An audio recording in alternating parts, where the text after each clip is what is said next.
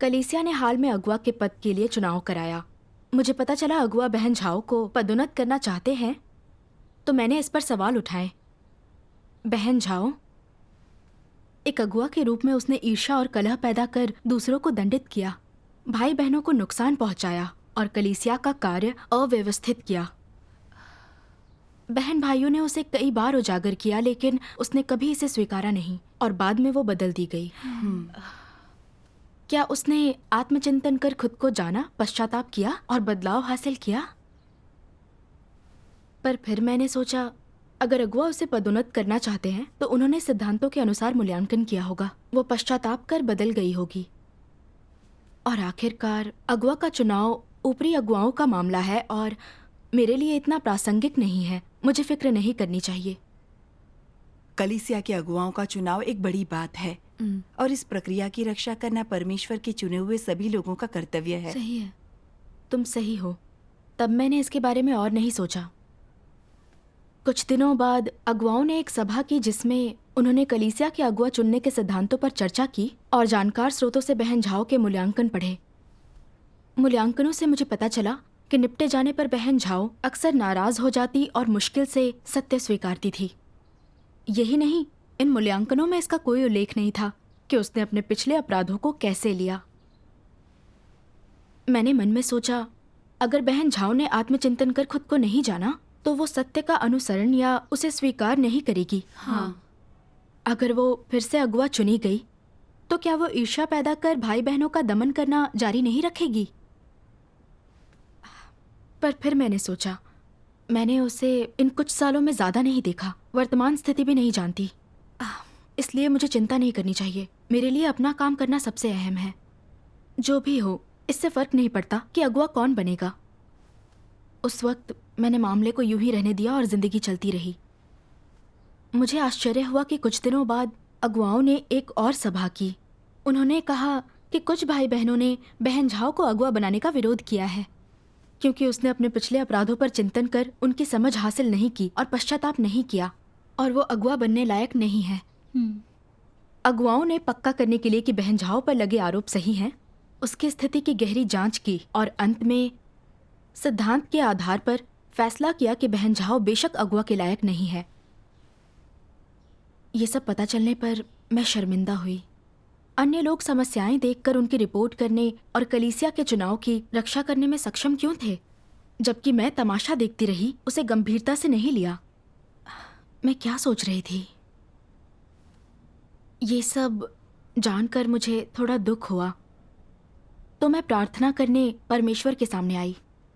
इस स्थिति से मुझे क्या सबक सीखने चाहिए? मुझे परमेश्वर के वचनों का यह अंश मिला।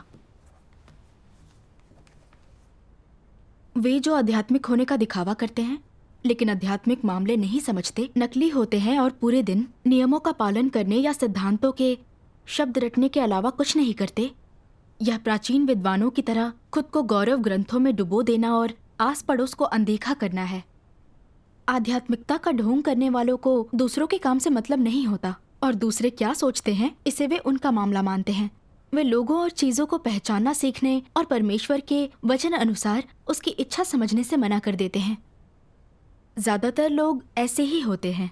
उपदेश सुनने या परमेश्वर के वचन पढ़ने के बाद वे उसे लिख लेते हैं या दिल में संग्रहित कर लेते हैं। सिद्धांत या नियम मानकर नाम के लिए उनका पालन करते हैं। जहाँ तक इसकी बात है कि आसपास की चीजों और लोगों में दिखने वाले विभिन्न व्यवहारों और अभिव्यक्तियों का सत्य से क्या संबंध है, तो वे कभी इस पर विचार नहीं करते और ना ही प्रार्थना या खोज करते हैं।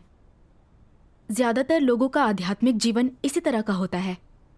इस तरह सत्य में प्रवेश करने में ज्यादातर लोग धीमे और सतही होते हैं। उनका आध्यात्मिक जीवन अत्यंत नीरस होता है और उसमें कोई सिद्धांत नहीं होता। ज्यादातर लोगों के लिए उनका आध्यात्मिक जीवन खोखला और असल जीवन से अलग होता है। इस कारण से दुष्ट लोगों और मसीह विरोधियों के खुले आचरण और व्यवहारों की तुलना में उनके पास कोई अवधारणा नहीं होती। परिभाषा तो दूर की बात है, उनके पास कोई विचार नहीं होते और ना ही वे अंतर कर पाते हैं। आमीन। आमीन। ये वचन पढ़कर लगा जैसे वे मेरी ही आस्था के अभ्यास का जिक्र कर रहे हों। मैंने वही किया जो उन्होंने उजागर किया, खुद को गौरव ग्रंथों में डुबोकर आसपास की चीजों को अनदेखा करना। मैं मानती थी कि अपने कर्तव्य और कार्य का अपना हिस्सा पूरा करना ही पर्याप्त है, उसके अलावा किसी भी चीज का मुझसे कोई लेना देना नहीं। मैंने मन में सोचा, परमेश्वर में आस्था में केवल वचन पढ़ना, कर्तव्य पूरे करना और गलती ना करना शामिल है। इससे हम परमेश्वर की प्रशंसा पाएंगे। उसके वचन पढ़ने के बाद ही मैंने जाना कि यह धारणा बेतुकी है। परमेश्वर का कार्य बेहद व्यवहारिक है, अस्पष्ट नहीं। उसका कोई पहलू वास्तविकता से परे नहीं। हमें सत्य प्रदान करते वक्त ही वो हमारे दैनिक जीवन में सभी प्रकार की स्थितियां भी पैदा कर देता है, ताकि हम उसके वचनों का अनुभव कर पाएं और उसके वचनों के चश्मे से देख पाएं और धीरे धीरे सत्य को समझ और प्राप्त कर सकें। हाँ, अगुआ के पद के उस चुनाव पर विचार करूं तो कुछ लोग सत्य खोज पाए और ईश वचनों के आधार पर अंतर कर पाए। सिद्धांत अनुसार पदोन्नति ना होते देख वे समय पर हस्तक्षेप कर कलीसिया के कार्य की रक्षा में खड़े हो पाए। इस स्थिति के जरिए उन्होंने लोगों और चीजों को समझना सीखा और व्यवहारिक लाभ प्राप्त किए। सही है। जहाँ तक मेरी बात है, मैंने उसी स्थिति को बाहरी इंसान की तरह लिया। चुनाव खत्म होते ही उसमें से निकल गई और ये समझने की कोशिश नहीं की कि क्या सबक सीख सकते हैं, और नतीजतन मुझे कुछ नहीं मिला। मेरी आस्था का अभ्यास मेरे असली जीवन से अलग था। मैंने परमेश्वर के कार्य का अनुभव नहीं किया, उसकी बनाई स्थितियों में सत्य की खोज तो बिल्कुल नहीं की। चाहे कुछ भी चल रहा हो, मैंने हमेशा एक गैर विश्वासी की तरह खुद को स्थिति से दूर रखा। नतीजतन मैं कई चीजों से बेखबर रही। 10 वर्षों की आस्था में खाली हाथ रही, कोई भी सत्य नहीं समझा, न लोगों और चीजों की कोई भी समझ प्राप्त की। कितनी दयनीय और अधम थी। हाँ, अगर अमूमन कोई समस्या आने पर हम उसे सत्य से जोड़ने का प्रयास नहीं करते या सत्य का अभ्यास नहीं करते, तो हमारे सारे प्रयास व्यर्थ हो जाएंगे और हमें कुछ नहीं मिलेगा। हाँ, सच है। हाँ। अपनी समस्या जानकर मुझे बहुत दुख हुआ, लेकिन मैं अपनी स्थिति बदलने और उस चुनाव से सबक सीखने के लिए तैयार थी। धन्यवाद परमेश्वर। चिंतन करने पर मैंने जाना कि अगुआ के चुनाव के लिए मैंने चिंता इसलिए नहीं दिखाई थी क्योंकि मेरा हमेशा यह गलत विचार रहता था कि अगुआ चुना गया इंसान मेरे लिए अप्रासंगिक है। मैं परमेश्वर में आस्था रखते हुए पहले की तरह अपने कर्तव्य निभाती रहूंगी, चाहे कोई भी चुना जाए। बाद में जब मुझे परमेश्वर के वचनों का अंश मिला, मैं अंततः कलीसिया के अगुआ के चुनावों का अर्थ समझ पाई। चलो इसका वीडियो देखते हैं। ठीक है। सर्वशक्तिमान परमेश्वर कहते हैं, अगुवाओं और कार्यकर्ताओं की श्रेणी के लोगों के उद्भव के पीछे क्या कारण है और उनका उद्भव कैसे हुआ। एक विराट स्तर पर परमेश्वर के कार्य के लिए उनकी आवश्यकता है, जबकि अपेक्षाकृत छोटे स्तर पर कलीसिया के कार्य के लिए उनकी आवश्यकता है। परमेश्वर के चुने हुए लोगों के लिए उनकी आवश्यकता है। अगुआ व कार्यकर्ताओं और परमेश्वर के चुने बाकी लोगों के बीच बस उनके द्वारा निभाए जाने वाले कर्तव्यों के विशिष्ट गुण का अंतर होता है।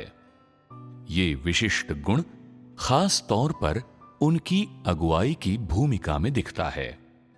उदाहरण के लिए, किसी कलीसिया में कितने भी लोग हों, अगुआ ही मुखिया होता है। तो ये अगुआ सदस्यों के बीच क्या भूमिका निभाता है? वो कलीसिया में मौजूद सभी चुने हुए लोगों की अगुवाई करता है। संपूर्ण कलीसिया पर उसका क्या प्रभाव होता है? अगर ये अगुआ गलत रास्ते पर चलता है, तो कलीसिया में मौजूद परमेश्वर के चुने हुए लोग अगुआ के पीछे पीछे गलत रास्ते पर चले जाएंगे, जिसका उन सब पर बहुत बड़ा असर पड़ेगा। उदाहरण के तौर पर पौलुस को लो। उसने अपने द्वारा स्थापित कई कलीसियाओं और परमेश्वर के चुने लोगों की अगुवाई की थी। जब पौलुस भटक गया, तो उसकी अगुवाई वाली कलीसियाएं और परमेश्वर के चुने हुए लोग भी भटक गए।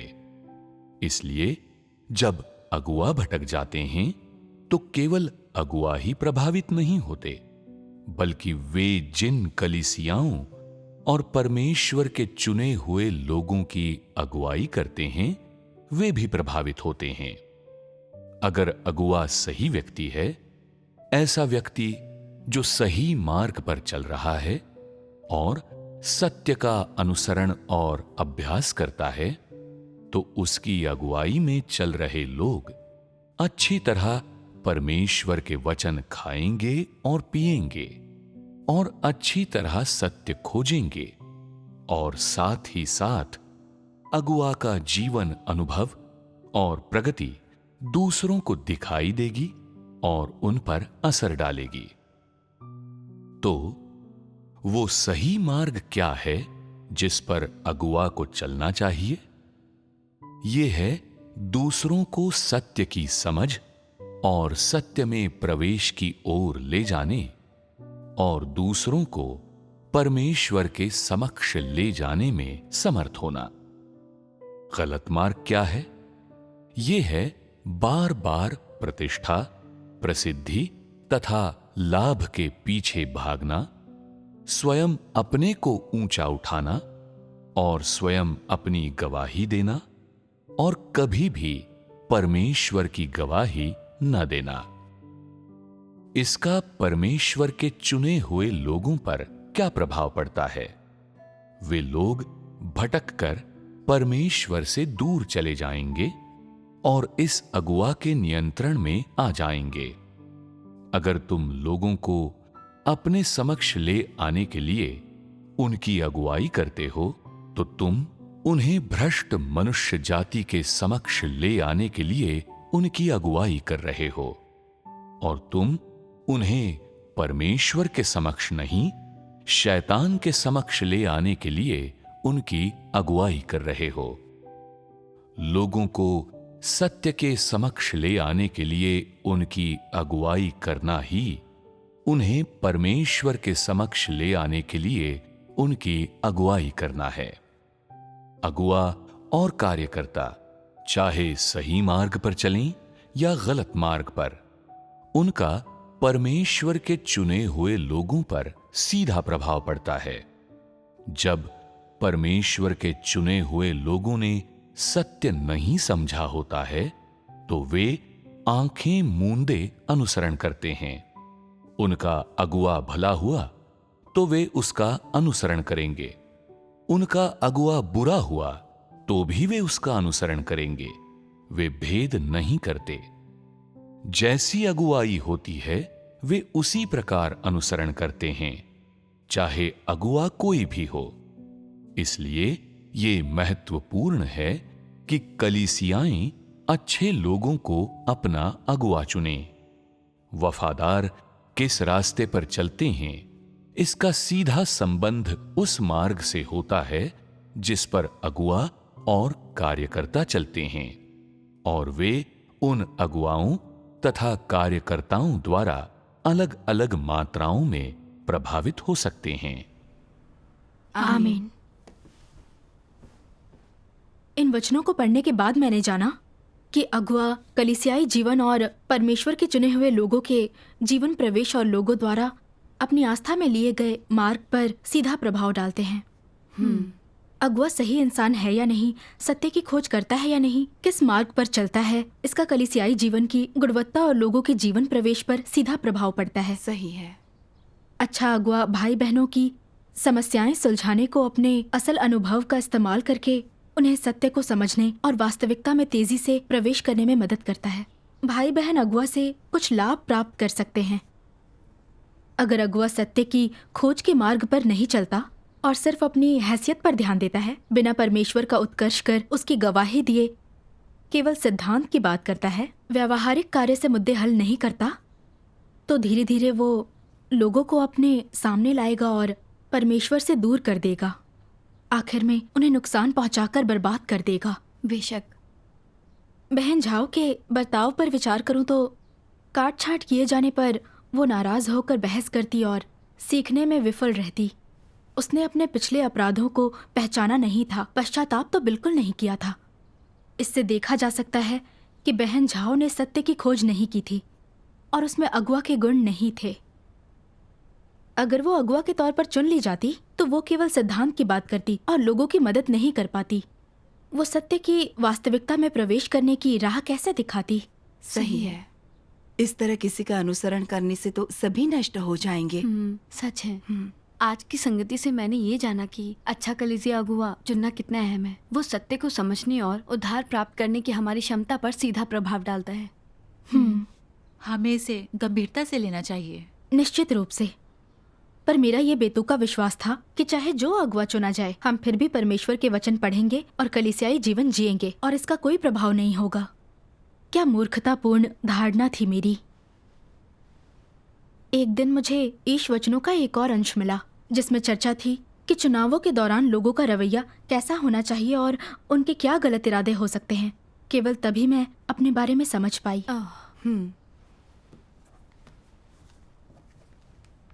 जब भी कलीसिया का कोई चुनाव होता है, अगुवाओं और कार्यकर्ताओं के लिए या चुने हुए लोगों के लिए हर कोई जिम्मेदार है और इस कार्य की रक्षा के लिए उत्तरदायी है।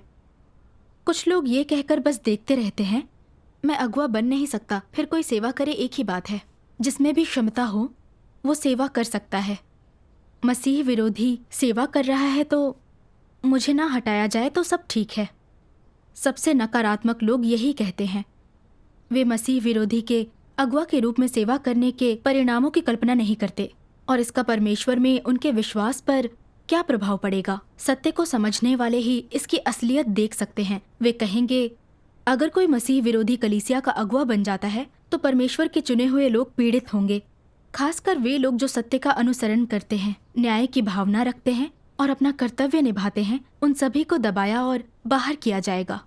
केवल भ्रमित और हामी भरने वाले लोग ही फायदे में रहेंगे और वे मसीह विरोधी की मुट्ठी में जकड़ लिए गए होंगे।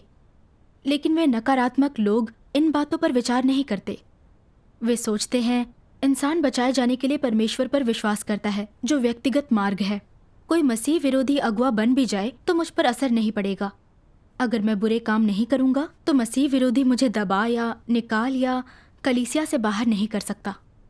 क्या ये सही दृष्टिकोण है? अगर परमेश्वर के चुने लोग चुनाव की चिंता नहीं करते और कोई मसीह विरोधी सत्ता प्राप्त कर ले तो परिणाम क्या होंगे? क्या ये लोगों की कल्पना के मुताबिक सरल होगा? कलीसियाई जीवन किन परिवर्तनों से गुजरेगा? ये चुने हुए लोगों के जीवन में प्रवेश करने से संबंधित है। अगर कलीसिया में किसी मसीह विरोधी की सत्ता हो तो वहां परमेश्वर के वचनों की सत्ता नहीं रहती। ऐसी कलीसिया में शैतान और गैर विश्वासियों की सत्ता होती है। हालांकि सभाओं में अभी भी परमेश्वर के वचन पढ़े जाते होंगे, लेकिन बोलने पर मसीह विरोधियों का नियंत्रण है। क्या वो सत्य पर साफ संगति कर सकता है? क्या वो चुने हुओं को सत्य पर आजादी से संगति करने दे सकता है? ये असंभव है। मसीह विरोधी के सत्ता में होने से ज्यादा व्यवधान आते हैं और कलीसियाई जीवन का प्रभाव कम हो जाता है। ऐसा होने पर परमेश्वर के चुने लोग सभा में ज्यादा हासिल नहीं कर पाएंगे। इससे सभाओं में बाधा आ सकती है। परमेश्वर के चुने लोगों की समस्याएं हल नहीं होती, सत्य का अभ्यास बाधित होता है और कलीसियाई जीवन का माहौल पूरा बदल जाता है। जब काले बादल सूर्य को अवरुद्ध करते हैं तो क्या कलीसियाई जीवन में आनंद बना रहता है? वो भारी संकट में पड़ जाएगा। आमीन। आमीन। परमेश्वर के वचनों ने कलीसिया के चुनावों के समय लोगों के सभी विचार और उदासीन रवैये उजागर कर दिए। मेरा बर्ताव वैसा ही था जैसा उसके वचनों ने उजागर किया था। उस चुनाव के दौरान मैंने जाना कि बहन झाओ सत्य की खोज नहीं करती थी, पर मैंने अगुआ के चुनावों के सिद्धांतों की खोज नहीं की और ये गौर नहीं कर पाई कि बहन झाओ के चुने जाने के क्या नतीजे होंगे। और मैंने अगुआओं के सामने चुनाव परिणामों के बारे में संदेह नहीं उठाए, बल्कि मैं उदासीनता से चुपचाप देखती रही। मैं मानती थी कि अगुआ कौन बनता है इससे फर्क नहीं पड़ता, वो अपने कर्तव्य निभाएगा और मैं अपने, बिना हस्तक्षेप के। मैंने ये भी सोचा कि अगर चुनावों में कोई समस्या है भी तो वो ऊपरी अगुआओं का मामला है, मेरी समस्या नहीं है। मैंने मुश्किल से ही ध्यान दिया और चिंता भी नहीं की। चुनाव के दौरान मेरी अपनी कोई सोच नहीं थी। मैंने बस आंख मूंदकर अनुसरण और समर्पण किया। मैं इन शैतानी विषयों से जी रही थी। खुद पर प्रभाव ना पड़े तो जो चल रहा है चलने दो। जो मुझे पैसा देता और खिलाता है वो मेरा प्रिय है। अगवा कोई भी हो, मैंने बस बिना विवेक के उसकी आज्ञा का पालन किया। अब ये एक बहुत व्यापक मुद्दा है। लोग बहुत भ्रमित हैं और सत्य को गंभीरता से नहीं लेते। यह वास्तव में शैतान के विषयों का कार्य है। ये बिल्कुल सही है।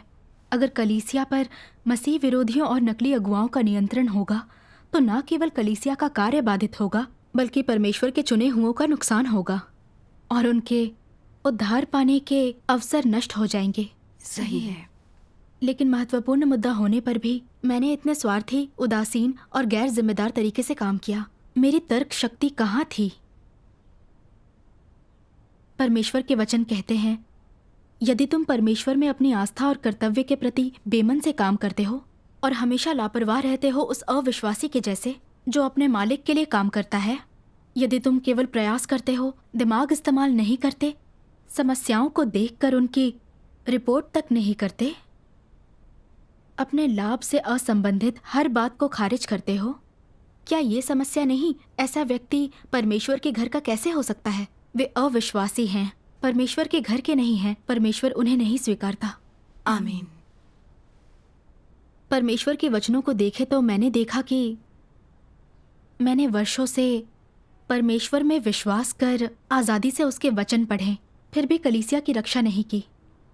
चाहे कलीसिया में कोई भी व्यवधान या गड़बड़ी हुई या कलीसिया के कार्य को नुकसान पहुंचा, मैंने बस आंखें मूंद लीं, उसके बारे में चिंता नहीं की।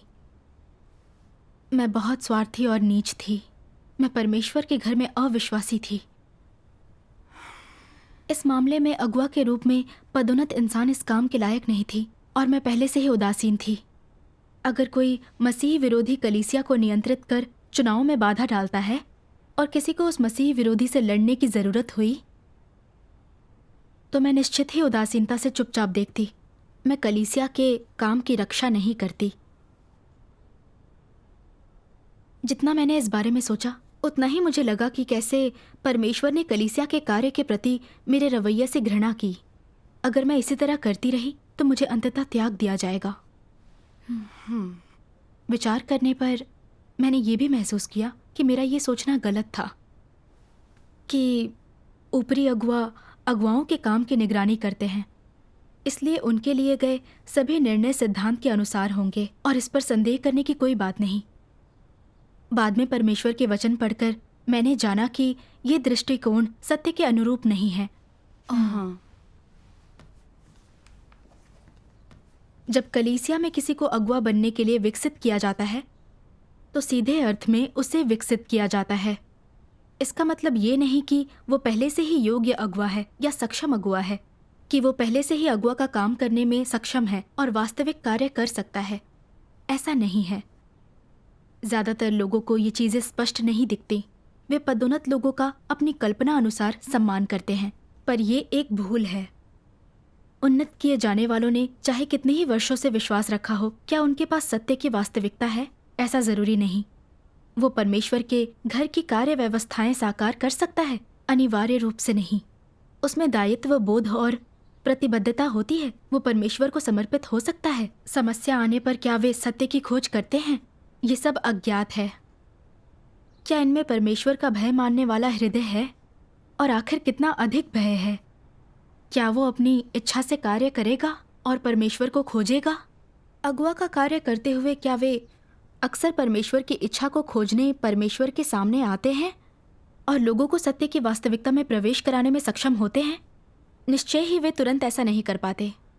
उन्हें प्रशिक्षण नहीं मिला है और अनुभव ना होने के कारण वे ये चीज़ें नहीं कर पाते। इसीलिए किसी को विकसित करने का ये मतलब नहीं है कि वो पहले से ही सत्य को समझता है और ना ही वो पहले से ही कर्तव्य संतोषजनक ढंग से निभा पाते हैं। जिन्हें विकसित किया जाता है, लोगों को उनसे उच्च अपेक्षाएं या अवास्तविक उम्मीदें नहीं करनी चाहिए। ये अनुचित होगा और उनके साथ अन्याय होगा। तुम लोग उनके कार्य पर नज़र रख सकते हो और समस्या या सिद्धांतों का उल्लंघन करने वाली बातों का पता चले तो तुम इन मामलों को सुलझाने के लिए सत्य खोज सकते हो, पर उनकी निंदा, उन पर हमला या उन्हें अलग ना करो। क्योंकि वे विकसित किए जाने की अवधि में हैं और ऐसा नहीं समझना चाहिए कि उन्हें पूर्ण बना दिया गया है या उन्हें पूर्ण या सत्य की वास्तविकता से युक्त व्यक्ति तो बिल्कुल भी नहीं समझना चाहिए। वे तुम लोगों जैसे ही हैं। ये वो समय है जब उन्हें प्रशिक्षित किया जा रहा है। अंतर केवल इतना है कि वे साधारण लोगों की तुलना में अधिक काम करते और अधिक जिम्मेदारियां निभाते हैं। उनके पास अधिक काम करने की जिम्मेदारी और दायित्व है। वे अधिक कीमत चुकाते हैं, कठिनाई सहते हैं और अधिक कष्ट झेलते हैं, अधिक समस्याएं हल करते हैं, अधिक लोगों की निंदा सहन करते हैं और निसंदेह सामान्य लोगों की तुलना में अधिक प्रयास करते हैं, कम सोते, कम अच्छा भोजन करते और कम गपशप करते हैं। यह है उनके बारे में खास। इसके अतिरिक्त वे किसी भी अन्य व्यक्ति के समान होते हैं। मेरे ये कहने का क्या मतलब है? सभी को ये बताना कि उन्हें परमेश्वर के घर में प्रतिभाओं की उन्नति को सही तरह से लेना चाहिए। उनसे कठोर अपेक्षाएं नहीं करनी चाहिए। स्वाभाविक रूप से लोगों को उनके बारे में अपनी राय में अयथार्थवादी नहीं होना चाहिए। उनकी अत्यधिक सराहना या सम्मान करना मूर्खता है, तो उनके प्रति अपनी अपेक्षाओं में अत्यधिक कठोर होना भी मानवीय या यथार्थवादी नहीं है। आमीन। आमीन। परमेश्वर के वचनों से मैंने जाना कि अगुआ भाई बहनों से अलग नहीं हैं। उन्हें भी विकसित और प्रशिक्षित किया जाता है, पर इसका ये मतलब नहीं कि वे कोई योग्य अगुआ या कार्यकर्ता हैं या उनमें सत्य की वास्तविकता है। मुझे उन्हें न्यायपूर्ण और वस्तुनिष्ठ तरीके से लेना चाहिए। मुझे उनसे ज़्यादा ऊंची अपेक्षाएं नहीं करनी चाहिए, न आलोचनात्मक होना चाहिए। कलीसिया की एक सदस्य के नाते अगुवाओं और कार्यकर्ताओं के कार्य की निगरानी करके कलीसिया के कार्य की रक्षा के लिए उनके साथ समन्वय करना मेरी जिम्मेदारी है। हाँ। जब अगुआ सत्य के अनुसार कार्य करें तो मुझे स्वीकार करना चाहिए, लेकिन अगर मुझे लगे कि अगुवाओं के साथ समस्याएं या भटकाव हैं तो मुझे उन्हें उजागर कर बदलने में उनकी मदद करनी चाहिए। कलीसिया के लिए ऐसा अच्छा होगा। सच है। अगर कलीसिया में नकली अगुआ या मसीह विरोधी दिखाई दें तो मुझे वरिष्ठों को सूचना देनी चाहिए। ये कलीसिया के कार्य और अपने प्रति जिम्मेदार होना है और अपनी जिम्मेदारियां और कर्तव्य निभाना है। सही है। अगुवाओं से व्यवहार के सिद्धांत जानकर मैंने बहुत स्पष्ट महसूस कर अभ्यास का मार्ग पा लिया। परमेश्वर का धन्यवाद। कुछ समय बाद मैंने देखा कि अगुआ बहन लियू ये कह रही थी कि वो बहुत व्यस्त है, सिंचन कार्य नहीं कर रही थी। कभी कभी जब भाई बहन समस्याएं लेकर उसके पास आते तो वो इस बात से नाराज भी हो जाती। मैंने मन में सोचा, अगुवाओं के पास बहुत से काम होते हैं, पर इंसान प्राथमिकता तय कर सकता है। उन्हें सारे काम खुद करने की जरूरत नहीं। वे कुछ काम किसी और को सौंप सकते हैं और काम होने के बाद मूल्यांकन भी कर सकते हैं। अगर अगुआ हमेशा व्यस्त रहने का बहाना बनाता है और अपनी जिम्मेदारी के कार्य की निगरानी नहीं करता या बेमन से कार्य करता है तो ये लापरवाही है, व्यावहारिक कार्य नहीं है। इसकी सूचना मुझे उसके वरिष्ठ को देनी चाहिए। पर फिर मैंने सोचा, मुझे इसकी चिंता नहीं करनी चाहिए कि अगुआ अपना काम कैसे कर रही है। मुझे बस अपने कर्तव्य पूरे करने चाहिए। तभी मैंने परमेश्वर के वचनों के बारे में सोचा। अगुआ और कार्यकर्ता असल कार्य और सत्य द्वारा समस्याएं सुलझा रहे हैं या नहीं, इस पर नजर रखना सभी की जिम्मेदारी है। आमीन। मैं जान गई कि मेरा विचार गलत था। मुझे अगुआ से उसकी समस्या जल्दी ठीक करवानी चाहिए। इसलिए मैंने अपनी हिम्मत जुटाई और उसे उसकी समस्या बताई। अगुआ ने कहा, तुम सही हो, ये वास्तव में समस्या है। मैं निश्चित ही इस पर विचार करूंगी। धन्यवाद परमेश्वर। उसके बाद मैंने देखा कि अगुआ सिंचन कार्य पर ध्यान देने लगी और उस कार्य में आने वाले कुछ व्यावहारिक मुद्दे हल कर दिए। परमेश्वर का धन्यवाद। सिद्धांत के अनुसार काम करना भाई बहनों और कलीसिया के कार्य के लिए वास्तव में फायदेमंद है। सही है। इस अनुभव ने मुझे ये जानने में मदद की कि हमारा जो भी कर्तव्य हो, हमें कलीसिया के कार्य की रक्षा करनी चाहिए। ये हम सबकी जिम्मेदारी और कर्तव्य है। हाँ, आमीन। परमेश्वर का धन्यवाद।